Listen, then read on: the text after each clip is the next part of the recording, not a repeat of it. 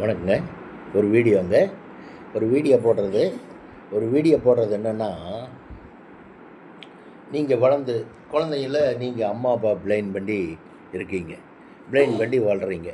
வாழும்போது நீங்கள் நீங்கள் வாழ்ந்துட்டு நல்ல ஒர்க்குக்கு போகிறீங்க, சம்பாதிச்சு கொண்டு வந்து அம்மா அப்பா கிட்ட கொடுக்குறீங்க, நல்ல தேகம், நல்லா சாப்பிட்றீங்க, நல்லா இருக்கீங்க. அம்மா அப்பா சொல்கிறது நீங்கள் கிட்டத்தட்ட 20 வயசு வரையிலும் கேட்டு நல்ல ஒரு பழக்க வழக்கத்தோடு இருக்கீங்க. எந்த தீய பழக்கம் உங்களுக்கு கிடையாது. சின்ன வயசுலேருந்தே கிடையாது. உங்களுக்கு எந்த தீய பழக்கம் உங்களுக்கு கிடையாது. நல்ல பையன் நீங்கள். நல்ல பையன். கொஞ்சம் சுறுசுறுப்பாக இருப்பீங்க, கொஞ்சம் ஆக்டிவேஸாக இருப்பீங்க. அப்படி ஒரு பையன் நீங்கள். எந்த விதமான கெட்ட பழக்கம் இல்லாத பையன் நீங்கள். என்ன பண்ணுறீங்கன்னா, உங்களுடைய பருவ கோளாறு, உங்களுடைய இளமை கோளாறில் நீங்கள் உங்கள் துணை இன்றைக்கி செலக்ட் பண்ணுறீங்க. நீங்களாக இண்டிவிஜுவலாக பேரண்ட்ஸ் எல்லாம் மதிக்காமல் பிடிக்காமல், பேரண்ட்ஸுக்கிட்ட எதுவும் கேட்காம நீங்களாக இண்டிவிஜுவலாக செலக்ட் பண்ணுறீங்க. செலக்ட் பண்ணும்போது செலக்ட் பண்ணி அதனுடைய கல்யாணங்கிற எல்லைக்கும் போய் கல்யாணம் பண்ணிக்கிறீங்க. கல்யாணம் பண்ணும்போது அதனுடைய வாழ்க்கை உங்களுக்கு சரியானபடி அமையாமல் ஏட்டிக்கு பூட்டியான எதிர்புதிரான வாழ்க்கையை அமைஞ்சு போகுது. எதிர்புதிரான வாழ்க்கை அமையும் போது உங்களால் நிம்மதியாக இருக்க முடியறதில்ல. மணமகளானதிலிருந்தே உங்களுக்கு வாழ்க்கையில் ஒரு பிடிப்பு இல்லாமல், ஒரு நிம்மதி இல்லாமல் போயிடுது. அப்படி ஒரு துணை நீங்கள் செலக்ட் பண்ணிட்டீங்க.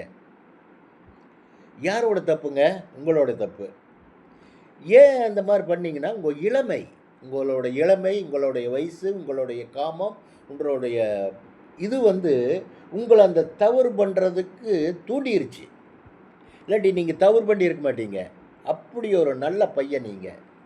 என்னங்க, அப்படி ஒரு நல்ல பையன் தவறு பண்ணிட்டு இன்றைக்கி நீங்கள் மறுகிறீங்க, அழுகிறீங்க, வருத்தப்படுறீங்க. துணை சரியில்லாத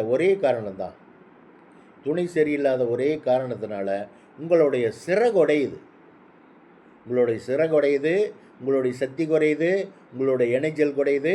ஒரே ஒரு துணையோடைய போக்கு சரியில்லாத ஒரே காரணம்தான். இது என்ன தப்புன்னா, நீங்கள் துணையை செலக்ட் பண்ண முறை சரியில்லைங்கிறத நான் என்றைக்குமே அம்மா அப்பா பார்த்து கேட்டு அவங்களுக்கு திருப்தியானதுக்கப்புறம் உங்களுடைய வாழ்க்கை துணையை நீங்கள் செலக்ட் பண்ணணும்னு சொல்ல வர்றேன்.